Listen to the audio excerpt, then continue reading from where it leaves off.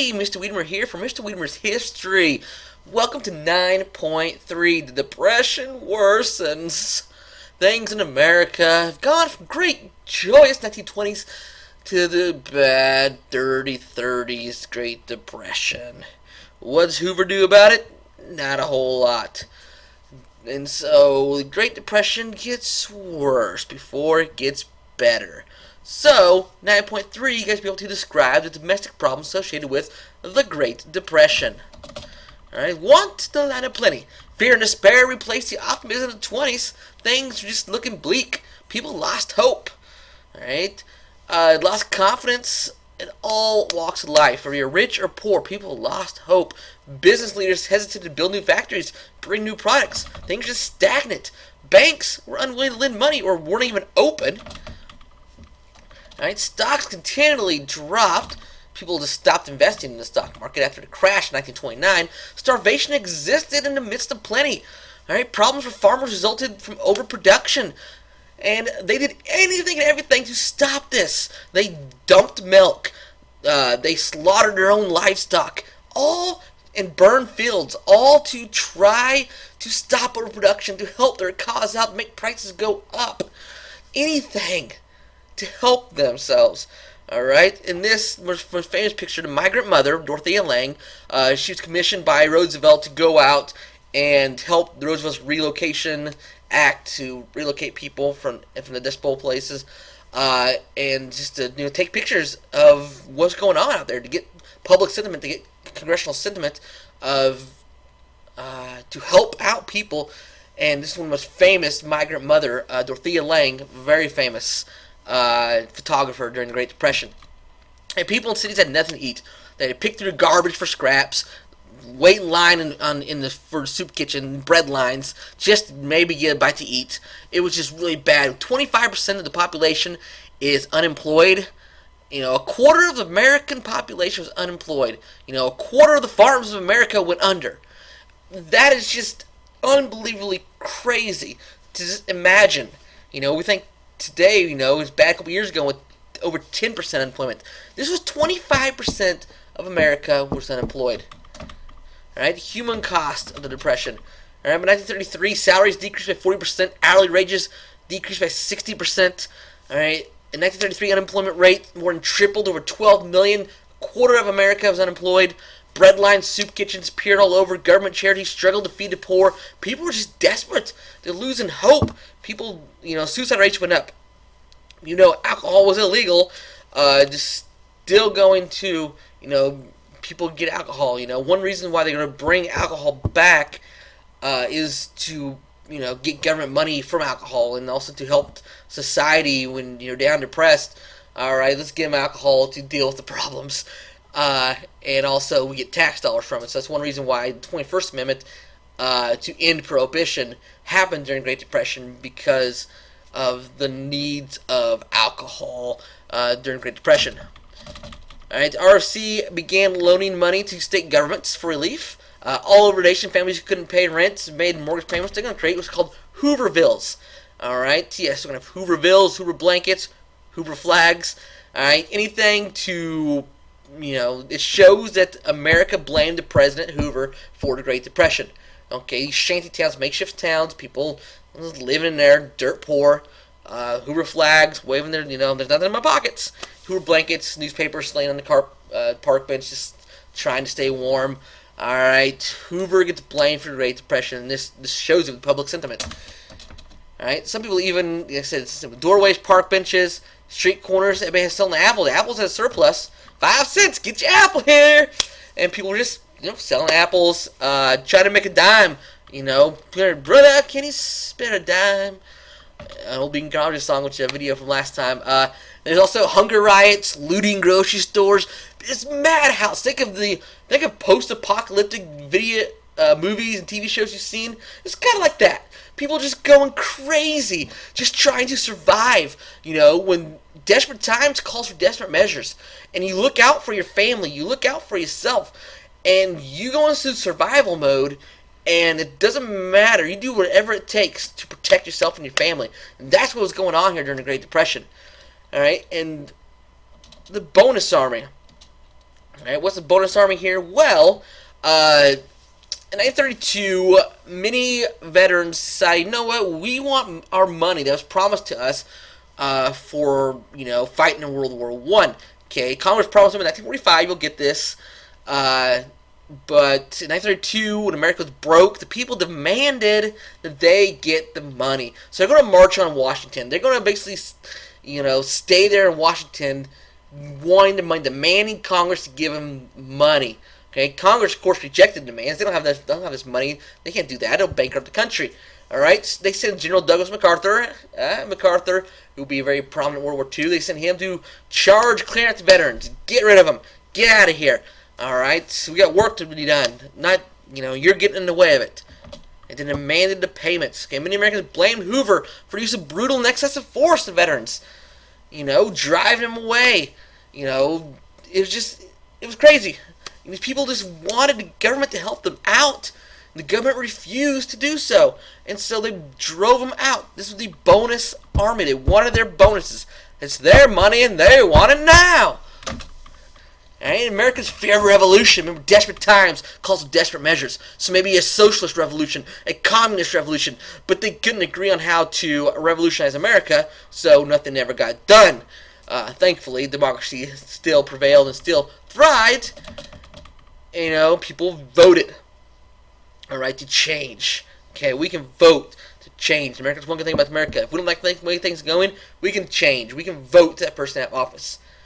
Alright, and so most Americans decide to do that. We're going to change. Get Hoover out of here. Alright, let's get things done.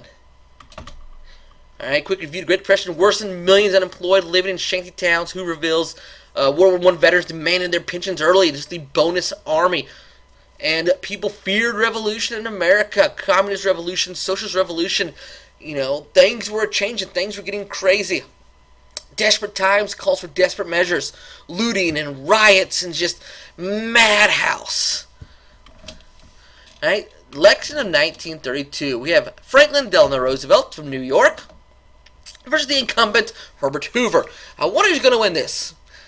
Hoover comes in, and his presidency coincides with the worst economic depression in U.S. history. And he's running for re-election versus FDR. FDR kind of has an easy time here. It's not going to be difficult because people hate Hoover. People blame Hoover for problems. People aren't going to vote for this guy. So you see, Roosevelt carries 42 of the 48 states. Pretty easy win for Roosevelt.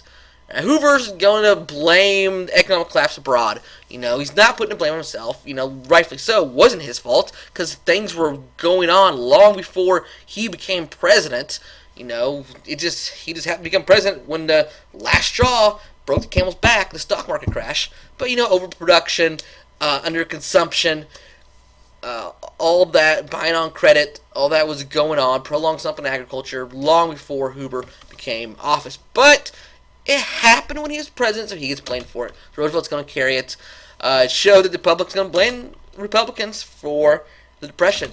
So as you see here, Roosevelt pretty much whooped up everywhere. He had Pennsylvania, Delaware, some of the eastern states still voted for Hoover, but Roosevelt just totally obliterated Hoover here in 1932. Who's to blame him? Alright, in 1932 it starts the longest reigning presidency of all time. Alright, 20th Amendment changed the date of president's inauguration from March 4th to January 20th. Okay, and so we don't have a lame duck president. They want to get Hoover out of there as quick as possible. So want to move the presidential inauguration date up. Okay, we can't have Hoover being lame duck. He's not elected and not getting anything done. We needed action, and we needed it now. So we're going to move up the date. All right, plus transportation played an issue and everything. We don't need to wait that long till spring to get new presidents. So we're going to move to January. Right, so lame duck out of there. Entire banking system disintegrated in 1933. So things go from bad to worse. Before they get better, it's always the darkest before the dawn. And right now, 1930s America, it's the darkest. Right, most larger banks seem to stand firm, but thousands of people withdrew their money from the banks, called bank runs, and they hoarded gold There's not enough gold circulation to cover all the deposits. People lost money. Banks shut down. Things were terrible. As this political cartoon here says, look, squirrels in history. You just can't get any better than this. The Chicago Tribune, 1931.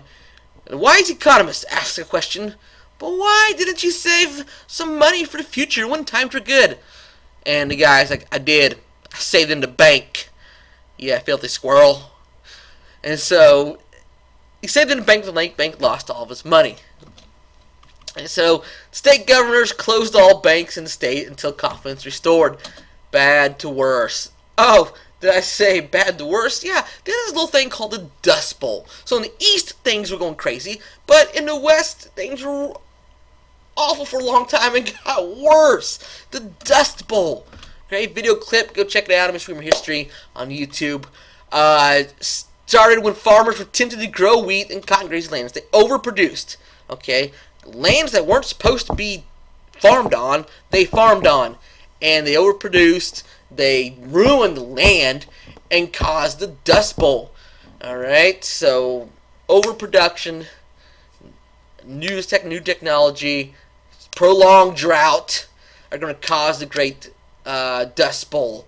Alright, so when a drought struck, one of the worst droughts out today, you see a lot of it's going on still, but luckily we're smarter than we were back then when it comes to farming and how to take care of the land. But right now, the West is in one of the worst droughts since the 1930s. But it's not as great as concern because we have new ways to deal with it. But in the 1930s, it was crazy. The Dust Bowl, which is absolutely insane. All right, from Dakota to Texas, America's wheat fields became vast Dust Bowl. They farmed land they weren't supposed to. In farmable land, they farmed. And then on top of that, a crazy large drought. So storms carried dust all the way to Washington, D.C. It was madness. As you see, the Dust Bowl is so crazy here. People's going to move out. We're going to move to California. Things have to be better in California. You're going to go be grape farmers and whatnot. So many people migrated to California. People are going to migrate to Texas, Oklahoma, Tulsa, Oklahoma City, Kansas City, Omaha. We're moving, and majority of people are going to move to California. Getting out of the Dust Bowl, and we're moving west. Move west, young man. Move west. And there's some pictures here for the Dust Bowl. This is the devastation of this. This black blizzard is what they are called. The black roller. One got so large it came all the way to Washington, D.C. And that, alright, is when Washington found out exactly what was going on in the Great Plains, and the government's going to do something to help this out. Okay, the black blizzards. The Dust Bowl. Over farming in areas that weren't supposed to be farmed, and severe drought causes this. Alright, the government provided farmers funds for seeds, livestock, and grew trees to help cut down the wind. New Deal provided more direct assistance to farmers than any other group because they needed it. Alright, many farmers are going to hightail it out of the plains and move to California. Well, they're better life. So things in California weren't that much better for a lot of people because too many people moved over there and there wasn't enough jobs in California for everybody. The whole, the grapes of wrath, come to mind during this, of mice and men. They're all during the Dust Bowl, the Great Depression, when, the movies and everything are the signs of the times. They really, George Steinbeck, really wrote about what was going on during the times. Alright, lesson review. Great Depression worsened with millions of unemployed living in shanty towns, aka Hoovervilles, because they blame Hoover for everything. World War I veterans demanded pensions early, called the bonus army. People feared revolution in America. FDR wins the election in 1932. Duh, Hoover's not going to win re-election after all this. Banking system failed. 20th Amendment, we need change, we need it quick. Let's move FDR into the presidency as fast as we can. Dust Bowl occurred, Great Plains in the 1930s. Greatest man-made ecological disaster in the history of the world. And many people migrated to California to get out of this. Alright, so that is the Great Depression worsens. What are we going to do about it? Tune in next time. Until then, study history.